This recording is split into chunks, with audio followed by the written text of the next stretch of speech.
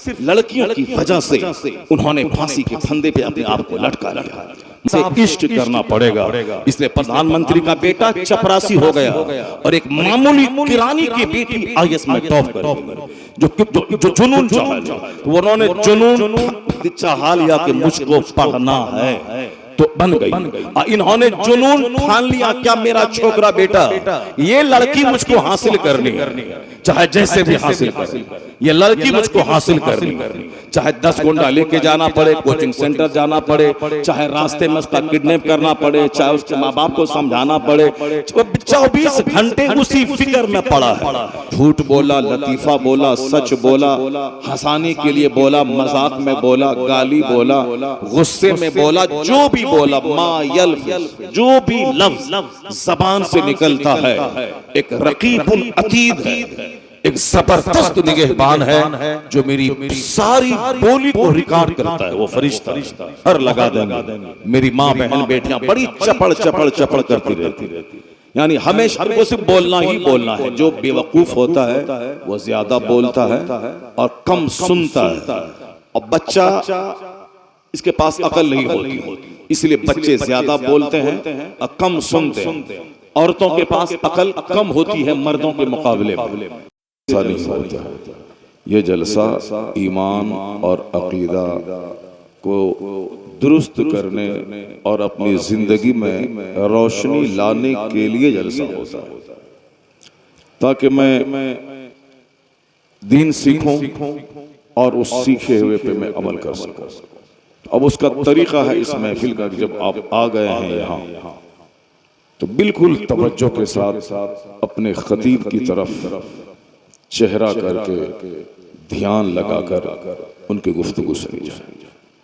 मस्जिद में जो जुमा के दिन आप बैठते हैं तो उसका भी बैठने का एक तरीका है। तो इमाम साहब जब खिताब करने लगे तो सारे नमाजी अपना रुख इमाम की तरफ कर रहे, जैसे बीच में इमाम साहब है और मुक्तदी उस कोने में, तो वो किबला रुख होके नहीं बैठे, बल्कि वो इमाम की तरफ अपना चेहरा कर रहा। कुछ लोग बाएं तरफ कोने में रहते हैं, इमाम साहब बीच में खड़े होके खुतबा दे रहे, तो उसका भी तरीका यह है कि वहां के लोग, कोने वाले लोग किबला रुख नहीं बैठे, वो थोड़ा क्रॉस करके इमाम की तरफ बैठ जाए ताकि गौर से खुतबा सुने। ये खुतबे का एहतराम। और जब जुमा के दिन खुतबा हो तो उस वक्त ज़बान से कुछ नहीं कहना चाहिए, खामोश रहना फर्ज होता है। अज़ान सानी का जवाब भी नहीं देना और शहादत के वक्त में ज़बान से कुछ बोलना भी नहीं है और अंगूठा भी नहीं चूमना है। गौर से सुनना, खामोश रहना फर्ज है, चूंकि वाज होने वाला है, नसीहत होने वाला है। ठीक उसी तरह जलसे में जब भी वाज और बयान हो तो लोग उठे नहीं, बैठे नहीं, चले नहीं, फिरे नहीं। मजलिस का एक तरीका और अदब है कि कायदे से बैठकर दिन की गुफ्तगू समाप्त करें। ये दूसरों के जलसे में होता है, नेताजी आ गए भाषण दे रहे हैं, कोई आ रहा है, कोई जा रहा है, कोई खैनी लटा रहा है, कोई गुटखा खा रहा है, कोई ताली बजा रहा है। वो नेताओं के जलसे में होता है, जिस जलसे में झूठ ज्यादा बोला जाता है, सच कम बोला जाता है। लेकिन ये जलसा है जहां सिर्फ कुरान बोला जाता है, जहां सिर्फ हदीस बोली जाती है, जहां दुनिया नहीं बल्कि जन्नत कमाने का तरीका सीखा जाता है। ये दुनिया तो एक जलील सी चीज है, जैसे एक ज़र्रे नाचीज है, असल चीज तो आखिरत है। दुनिया एक पानी का बुलबुला है जो आज है कल खत्म।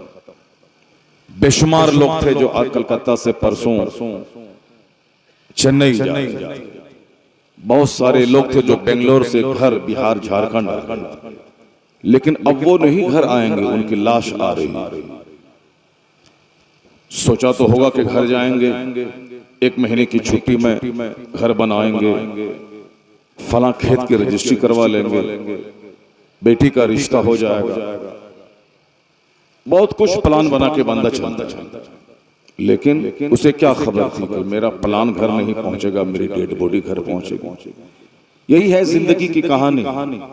बंदा हजारों साल का प्लान बनाता है, लेकिन एक पल के बाद क्या होगा ये कुछ नहीं समझता। यही जीवन का सत्य, यही जिंदगी की सच्चाई इस तरह की महफिलों में रखी जाती है ताकि लोग गाफिल बन के जिंदा ना रहें, एक आजाद बन के जिंदा नहीं रहे, बल्कि वो जान लें कि मेरी जिंदगी बिल्कुल कैद में, मैं एक उसूल और ज़ाब्ते से बंधा हुआ हूं। मनमाने करने की यहाँ कोई चांस ही इम्कान ही नहीं, मनमाने करने का कोई इम्कान ही नहीं इस दुनिया में। बंदे का कुछ भी नहीं चलने दिया जाता। वक्ती तौर पर बंदा अपना चला लेता है, लेकिन यहाँ बंदे का कुछ नहीं चलता। बंदा पैदा होने में मोहताज है और मौत की तलवार गर्दन पे हर वक्त लटकती रहती है। प्लान 100 साल का है, पल की खबर। तो आजादी तो वहां है कि जहां मैं अपनी मर्जी से जीऊं, अपनी मर्जी से रहूं, मैं 80 साल तक जीऊं, इस बीच में मौत नहीं आए, तब वहां मस्ती है जिंदगी। मैं 90 साल तक जिंदा रहूं, इस बीच में कोई मौत नहीं आएगी, तब वहां मजा आता है जिंदगी। यहां तो साहब एक पल के बाद मौत आती है, क्या मजा होगा। उदयपुर शहर में एक इंजीनियर ने करोड़ों की लागत से घर बनाया, करोड़ों की लागत से, लाखों नहीं करोड़ों की लागत से। अनाप शनाप कमाई लोग करते हैं, घर बनाना चाहते हैं। इंजीनियर की आमदनी लिमिटेड होती है। गवर्नमेंट जॉब में है तो 50,000 रुपए महीना, प्राइवेट कंपनी में बड़ा इंजीनियर है तो 2 लाख 4 लाख 5 लाख महीना।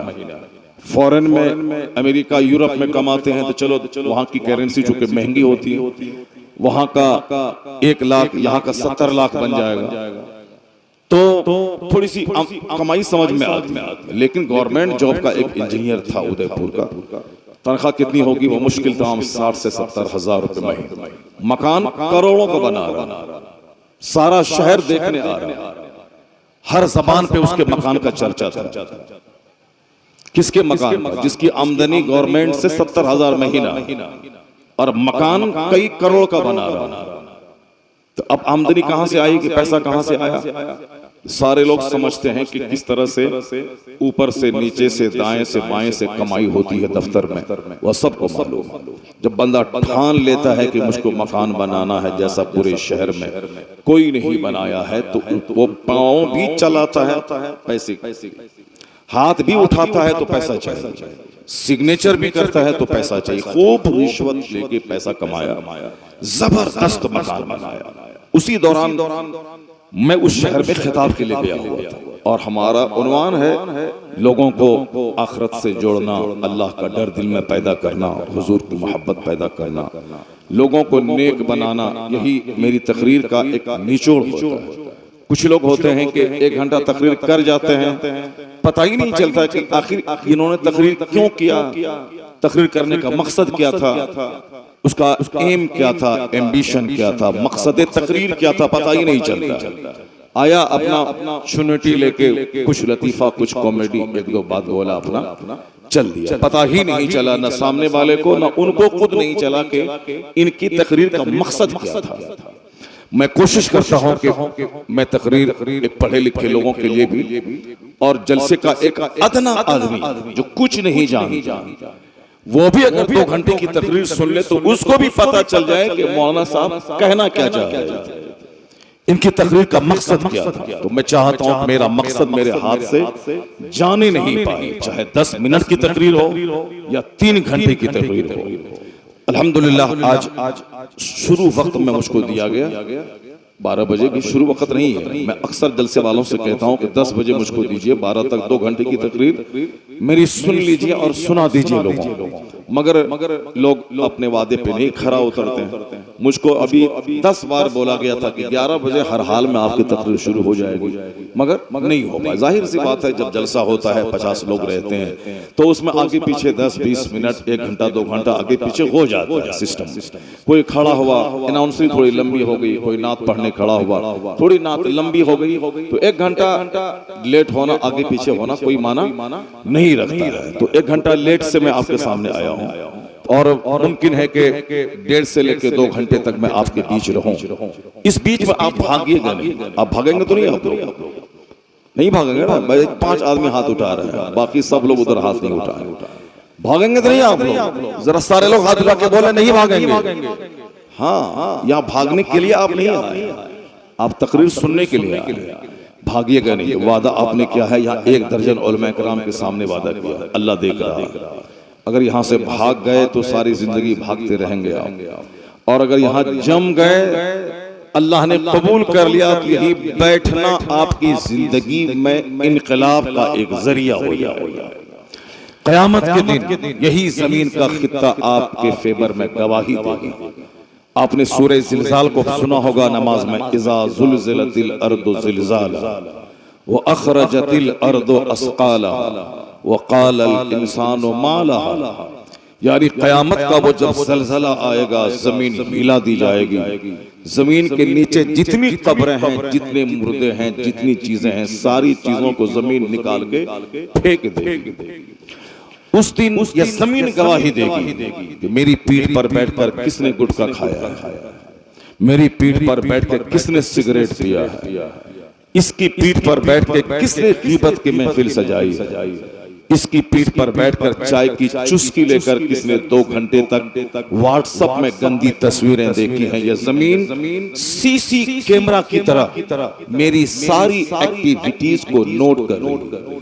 सीसी कैमरा जब तक आया नहीं था, उस वक्त तक हम लोगों से कुछ कहते थे तो लोग कहते थे ठीक है होगा, क़यामत के दिन गवाही होगी, फरिश्ता वहां बोलेगा, मगर कैसे होगा कि नहीं होगा ये लोग कहते। लेकिन आज सीसी कैमरा ने बता दिया कि अब आवाज हमारी ठीक हो गई है, मगर वो ये जो गूंज है उसको थोड़ी खत्म करो, इको कम करो। नहीं, आवाज ठीक है, माइक तुम्हारा सही चल रहा है, बस इको थोड़ा सा कम करो, इको थोड़ा सा। एक बार जोर से बोले सुभान अल्लाह।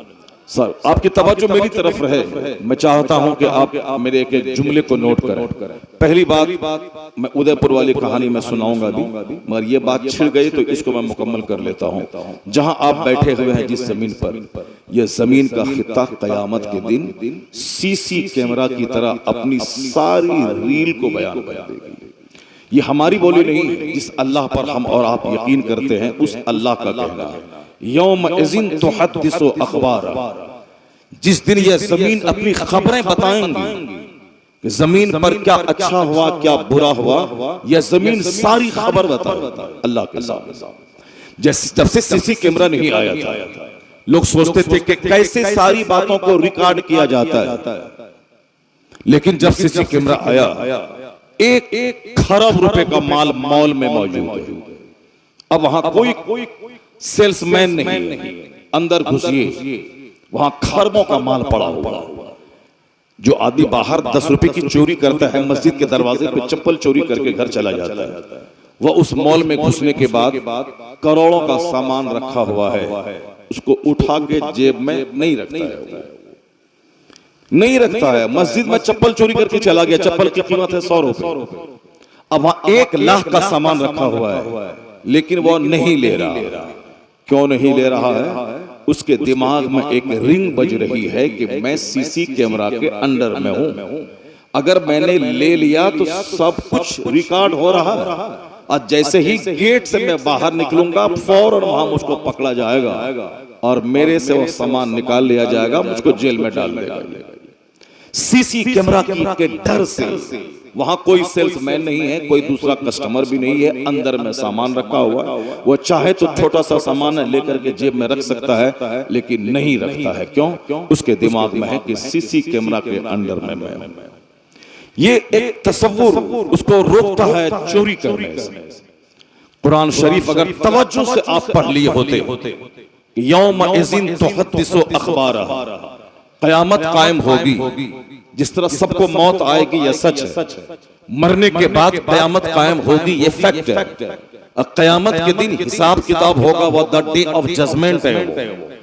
उस हिसाब किताब के दिन फरिश्ते कांधे पर जो हर वक्त बैठे हैं, ये रजिस्टर वहां सामने रखेंगे कि एक मुंह से जो भी बोली निकली, झूठ बोला, लतीफा बोला, सच बोला, हंसाने के लिए बोला, मजाक में बोला, गाली बोला, गुस्से में बोला, जो भी बोला, मा यल्फिज़, जो भी लफ्ज जबान से निकलता है एक रकीबुल अतीद है, एक जबरदस्त निगहबान है जो मेरी सारी बोली को रिकॉर्ड करता है। वो फरिश्ता एक बोली भी छोड़ता नहीं है, चाहे मजाक में बोले, हंसी में बोले, खिताब में बोले, कॉमेडी बोले, कहानी बोले, सारी बोली रिकॉर्ड हो रही है, सामने आ जाएगा। तुमने किस दिन, किस तारीख में, किस जगह क्या बोला था, बस वो सामने रिकॉर्ड आ जाएगा, फरिश्तों का रजिस्टर। और कुरान कहता है कि अल यौम नख्तिमु अला अफ़वाहिहिम, क़यामत के दिन हम मुंह पे मोहर मार देंगे। अल्लाह क्या कहता है, जितने भी लोग हैं सबके मुंह को अल्लाह सील कर देगा। यहाँ एक बच्चा, उन्होंने दूसरे का सामान चोरी किया, उस्ताद के सामने आया, बोला तुमने चोरी किया? बोला नहीं। तुमने ये काम किया है? बोला नहीं। तुमने वो काम किया है? कहा नहीं। तुमने वो क्या है? कहा हाँ। तो हाँ या नहीं पे उसका फैसला होता है। वो झूठ भी बोलता है और झूठ बोलता ही है अक्सर आदमी। कयामत के दिन मुंह को अल्लाह सील कर देगा। अल्लाह कहेगा तुमने फला दरख्त के नीचे ज़िना किया था, तो अगर मुंह में बोली रहे तो बोलेगा कि नहीं किया। अल्लाह कहेगा कि तुमने फला दिन फला के घर से फला सामान चोरी किया था, ये बोलेगा नहीं किए, क्योंकि वो सोचेगा कि वहां कोई नहीं था, कोई नहीं देखेगा, कोई गवाह नहीं आएगा। वह बोल सकता है, लेकिन अल्लाह ताला वहां जबान को सील कर देगा। इसको गिरह बांध के आप रखिए, मोहतात बन के जिंदगी गुजारिए, सेंसिटिव जिंदगी, आजाद बेलगाम नहीं कि कोई नहीं है मेरा। नहीं, हम इतनी पाबंदियों के बीच में हैं कि एक सेकंड भी हम न फरिश्तों से ओझल होते हैं, न अल्लाह रब्बुल इज्जत की से हम ओझल होते हैं, न हम इस जमीन और आसमान और हाथ और पांव से अलग होकर कोई काम कर सकते हैं। तो क़यामत के दिन अल्लाह ज़बान को सील कर देगा। अल यौमा नख्तिमु अला अफ़वाहिहिम, आज हम उसके मुंह पर मोहर लगा देंगे। मेरी माँ बहन बेटियां बड़ी चपड़ चपड़ चपड़ करती रहती, यानी हमेशा को सिर्फ बोलना ही बोलना है। जो बेवकूफ होता है वो ज्यादा बोलता है और कम सुनता है, और बच्चा इसके पास अकल नहीं होती, इसलिए बच्चे ज्यादा बोलते हैं और कम सुनते हैं। औरतों के पास अकल कम होती है मर्दों के मुकाबले में। इंदिरा गांधी थी वो हिंदुस्तान की प्राइम मिनिस्टर, लेकिन मैंने सुना है कि वो अपने घर में एक सास बनकर अपनी बहू से लड़ने लगती थी। वो जो पूरे हिंदुस्तान की प्राइम मिनिस्टर हैं, वो घर में सास बन जाती थी, अपनी बहू से लड़ने लगती थी, सामान उठा के फेंकने लगती थी। तो वो बता देती थी कि प्राइम मिनिस्टर होना और है, औरत होना और है। चाहे प्राइम मिनिस्टर में क्यों ना बन जाओ, मगर हूं मैं औरत। 5 औरत बैठी हुई है, कोई किसी की बात नहीं सुनती है। ये फैक्ट है, आपको भी तजर्बा है मुझसे ज्यादा। वह 5 अपनी अपनी बात बोलती है, कोई किसी की बात सुनती नहीं। हम तो दिन रात ही सब देखते रहते हैं। वो हमारी अम्मी है, चची है, फूफी है, खाला है, वो घर में सब आई तो अम्मी बोलती है कि देखो ना ये परेशानी है, दुश्वारी है। वो खाला बोलती है हाँ वो हमारा भी बच्चा जो है बीमार रहता है, बहुत परेशान है। यानी ऐसा नहीं कि इसकी हमदर्दी करें कि ये बीमार है तो क्यों है, कैसे है, क्या हुआ, कोई किसी से नहीं पूछती है क्यों, क्या, कैसे, कहाँ है, नहीं, सब अपना सुनाने लगती है, कोई किसी का नहीं सुनती है, क्योंकि उसके पास अक्ल कम है। वो सुनती कम है, बोलती ज्यादा, और अक्लमंद खामोश ज्यादा रहता है और बोलता कम है। अक्लमंद पहले तौलता है फिर बोलता है, अक्लमंद पहले सोचता है फिर बोलता है, और बेवकूफ पहले बोल देता है फिर बाद में सोचता है। औरतें जो कि नाक़िसुल अक्ल होती है, जो मुंह में आया बग दिया, बाद में वो सोचती हैं और रोने लगती हैं, खुद जुर्म भी करती हैं और खुद मजलूम भी बन जाती है। यानी जुर्म उसने किया, शौहर नाराज हो गए, लेकिन बाद में फिर वही मजलूम बन जाती हैं कि मुझ पर जुल्म हुआ, जबकि जुल्म उसने किया। उसने शौहर को तकलीफ पहुंचाई, उसने शौहर को गाली दी, शौहर नाराज हो गया। अब वह चादर ओढ़ के सो गई कि शौहर मुझसे नाराज है, बात नहीं कर रहा है, अब हम क्या करें, अब हम जहर खा के मर जाएंगे। यानी गलती उसकी है, जुर्म खुद करती है, खुद मजलूम बन जाती है। शादी का पहला साल शौहर अपनी बीवी को कहानी सुनाता है, मैं फला स्कूल में पढ़ता था, मैं फला कॉलेज में पढ़ता था, मुझको फला लड़की से कांटेक्ट हो गया था, फला लड़के से दोस्ती हो गई थी। खूब सुनाता है, लड़की खूब सुनती है। और दूसरे साल लड़की सुनाती है, लड़का गौर से सुनता है, वो भी कहानी सुनाती है। ये एक हाथ सुनाई, वो 10 हाथ आगे बढ़ के वो सारी बातें बता देती है। और तीसरे साल ये दोनों बोलते हैं और सारा मोहल्ला सुनता है। ये हाल है समाज का। इसलिए हमारे बुजुर्गों ने आजकल मैसेज देना शुरू किया कि मुसलमानों, तुम लड़ते हो, तेरी इज्जत खराब हो रही है, समाज में तुम बदनाम हो रहे हो, तेरी बीवी समझती नहीं है, तुम दोनों तुम बाहर से घर आते हो, लड़ाई करते रहते हो। तो एक काम करो, तुम लोग दोनों मिलकर के अरबी जबान सीख लो, अरबी जबान सीखो और दोनों अरबी में लड़ाई करो। वो बोलेगा लाअक़तुलन्नक, मैं तुझे कत्ल कर दूंगा। वो बोलेगी लाअज़रिबन्नक, मैं तुझको मार दूंगी। तो तुम दोनों अरबी में बोलोगे, लड़ाई करोगे। अब मोहल्ला वाला सोचेगा कि वहां कलमा खानी हो रही है, वहां फातिहा खानी हो रही है, वहां पे लोग कुरान हदीस की बातें लोग कर रहे हैं। अरबी जबान सीखिए और अरबी जबान में लड़िए ताकि आपकी इज्जत खराब नहीं होगी। और आजकल अरबी जाना जरूरी हो गया, वरना उर्दू में बोलेंगे, खाल खींच लेंगे, मार के तुझको तलाक दे देंगे और घर से भगा देंगे, तो सारे समाज में आपकी बदनामी हो जाए। उस बदनामी से बचने के लिए अरबी बोलिए, सारा समाज वाला बोलेगा वहां फातिहा हो रही है। इस कदर लड़ाई झगड़े हर घर में हो रहे हैं कि साहब घर रहने को जी नहीं चाहता। मेहमान डर से नहीं आते कि मेहमान जाएंगे वहां घर में लड़ाई शुरू हो जाए। लोग जल्दी से घर में टिकता नहीं, अस्सलाम वालेकुम, वालेकुम सलाम, और आदमी भागता है, अरे रुको चाय पी लो, चाय पी लो। नहीं पीना चाहता। चाय बनाने के लिए शौहर घर में जाके अंदर में बोलेगा चाय बनाओ, मेरा दोस्त आ गया है, वो 50 बात उसको पकड़ देगी। खाली तुम मेहमान को बोला, तुम्हारे पास भाई और दोस्त बंधु है। हमारा घर, हमारी कमाई, हमारी चीनी, हमारी पत्ती, हमारा दूध, सब हमारी कमाई का। उसको सिर्फ गैस स्टार्ट करके बनाने में तकलीफ होती है। आजकल तो मेहमान भी आना छोड़ दिया, लड़ाई झगड़े को सुनकर। जिसके पास अकल कम होती है, लड़ाई ज्यादा होती है। और जहां सब्र ज्यादा है, 80 साल हो जाते हैं, पड़ोस वाला औरत की आवाज तक नहीं सुन पाता। 80 साल गुजर जाते हैं, लड़ाई की आवाज पड़ोस तक नहीं पहुंचती है। जिस घर में लड़ाई की आवाज बुलंद होती हो, उस घर से बरकतें खत्म हो जाती, उस घर से रहमतों के फरिश्तों का आना जाना खत्म हो जाता। जिस घर में मियां बीवी कुत्तों की तरह लड़ते हैं, उनकी औलाद पर बहुत खतरनाक असर होता है। उनके बच्चे आवारा, प्यार से महरूम, माँ बाप का बागी और दूसरे अजनबी लोगों से दोस्ती करने वाला उसका बच्चा हो जाता है। क्योंकि बाप को प्यार देना चाहिए, वो दोनों आपस में लड़ते हैं। उन दोनों की लड़ाई देखकर बच्चा घर से बेजार हो जाता है। वो माँ बाप के प्यार से आरी होकर वो दूसरों को माँ बाप समझने लगता है, घर उजड़ जाता है। इसलिए हमेशा सब्र के साथ, धैर्य के साथ, वो नाकिसुल अक्ल है वो औरत, उससे बिल्कुल अक्लमंदी से निपटना पड़ेगा। अक्लमंदी से निपटना पड़ेगा।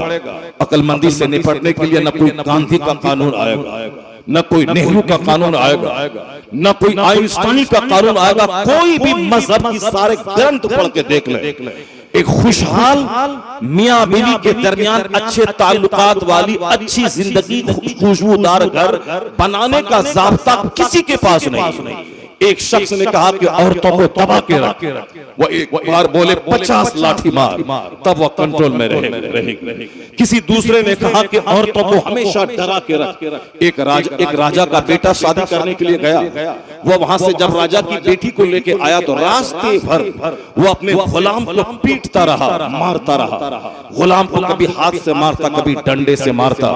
आज से 100-200 साल पहले वो संपनी गाड़ी चलती थी, पहले पहले वो साहब जीप और ट्रक और कार नहीं थी, उस जमाने में बैलगाड़ी थी।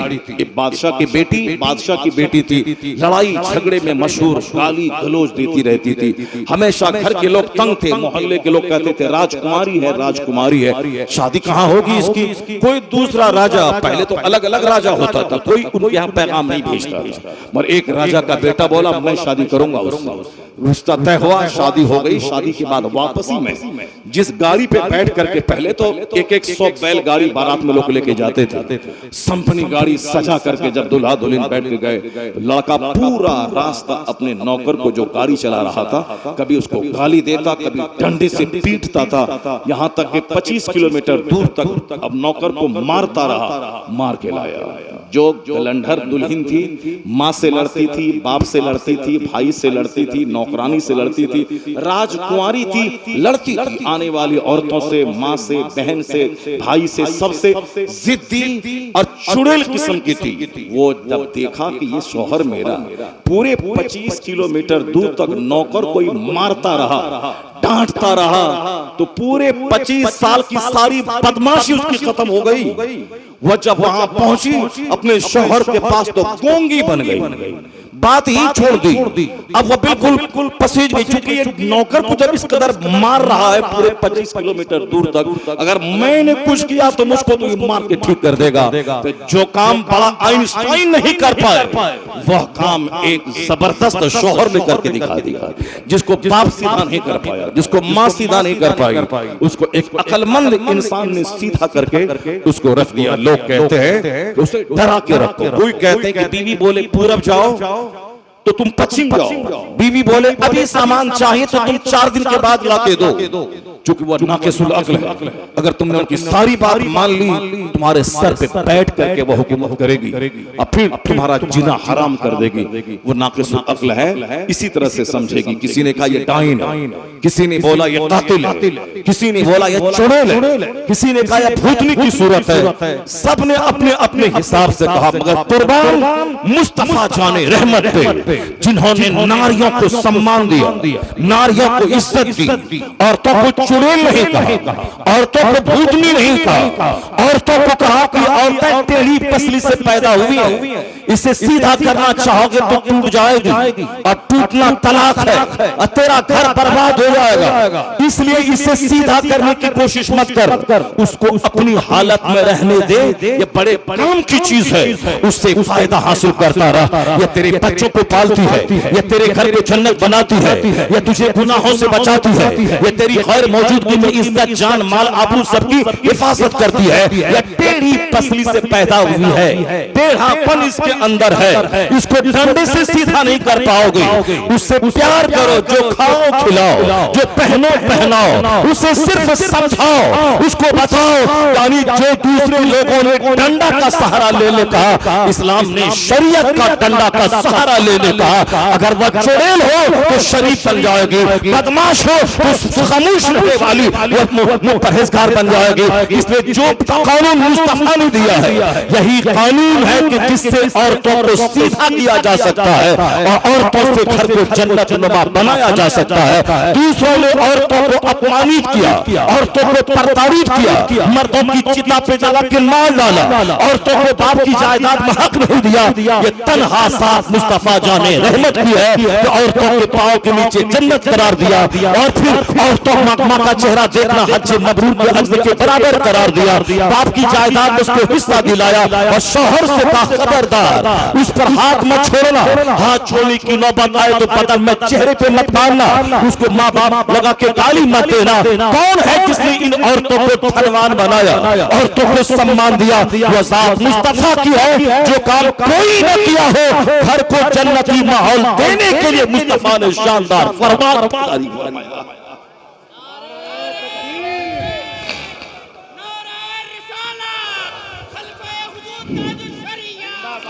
मैं अपनी माँ बहन बेटियों से कहना चाहता हूँ कि घर आपसे चलता है, घर शौहर आपकी वजह से, बेशुमार शौहर हैं जो जहर खा के मर रहे हैं, फांसी के फंदे पे लटक रहे। हमारे सामने मुगल सराय उत्तर प्रदेश का एक तजर्बा है कि एक पढ़ा लिखा आदमी मौलाना सिफत, वो अपनी बीवी से तंग आके फांसी लेके मर गए। एक लड़का जो अभी सानी असद इकबाल बन के पूरे हिंदुस्तान में चमक रहा था और धीरे धीरे फैल रहा था, इसी तरह सिर्फ लड़कियों की वजह से उन्होंने फांसी के फंदे पे अपने आप को लटका लिया। मजाक मजाक में मैं तेरे लिए मैं जान दे दूंगा, मैं तेरे लिए सब कुछ दे दूंगा। लगता है कि जिंदगी जो खरबों रुपए की जिंदगी है, यानी एक बहुमूल्य जिंदगी लड़की के लिए ही है, उसी के लिए, और कोई दूसरा काम नहीं। एक लड़का है जो दिमाग में जुनून बसाया है, मुझको डीएम बन के रहना, वो डीएम बन गया। हमारे कटिहार जिला का एक लड़का पूरे भारत में टॉप किया पिछले साल, इस बार एक लड़की ने टॉप किया पूरे Hindustan, first second third fourth. IAS exam में चारों नंबर पे लड़कियां रही। ठान ली मैं मोबाइल नहीं चलाऊं, मैं सिर्फ किताब पढ़ूं, ठान लिया मैं दोस्ती नहीं करूंगी, मुझे सिर्फ किताब पढ़ना, यानी किताब से इस कदर इश्क हुआ कि आईएएस में टॉप कर गई। प्रधानमंत्री जी उसका चेहरा देखते रह गए, हिंदुस्तान के 600 से ज्यादा सांसद उसको तकते रह गए, हिंदुस्तान की 140 करोड़ की आबादी मावे हैरत हो गई। एक मामूली घराने की लड़की आईएएस में टॉप कैसे करी? मामूली एग्जाम नहीं होता है वो।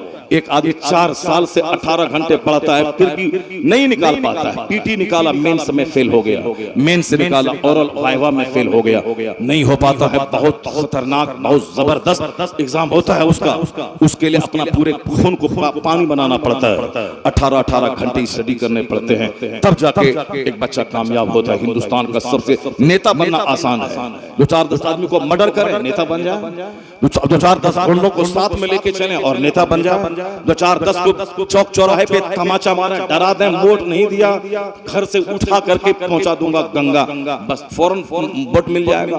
2-4 आदमी को छटनी कर दें, सब पूरे इलाका डरना शुरू करेगा। शरीफों को कोई वोट कहां देता है? वोट तो बदमाश को देता है। बदमाश नेता बनने के लिए बदमाशी जरूरी है, मगर डीएम बनने के लिए बदमाशी नहीं, कत्ल नहीं चलेगा, डकैती नहीं चलेगी, चोरी नहीं चलेगी। वहां डीएम बनने के लिए 18 घंटे पढ़ना पड़ेगा, किताब से इश्क करना पड़ेगा। इसलिए प्रधानमंत्री का बेटा चपरासी हो गया और एक मामूली किरानी की बेटी आईएएस में टॉप कर गई।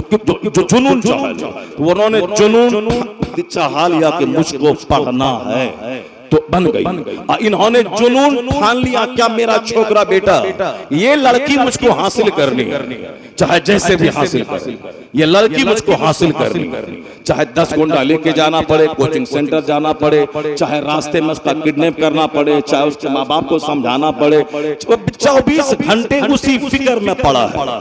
ये क्या बन गया मेरा बच्चा, मेरा बच्चा, आपका बच्चा, मुस्लिम समाज का बच्चा क्या बन गया? छोकरीबाज, क्या बन गया? गुटखा खो, क्या बन गया? रात में लड़कियों की गली में घूमने वाला फेंकबाज आशिक।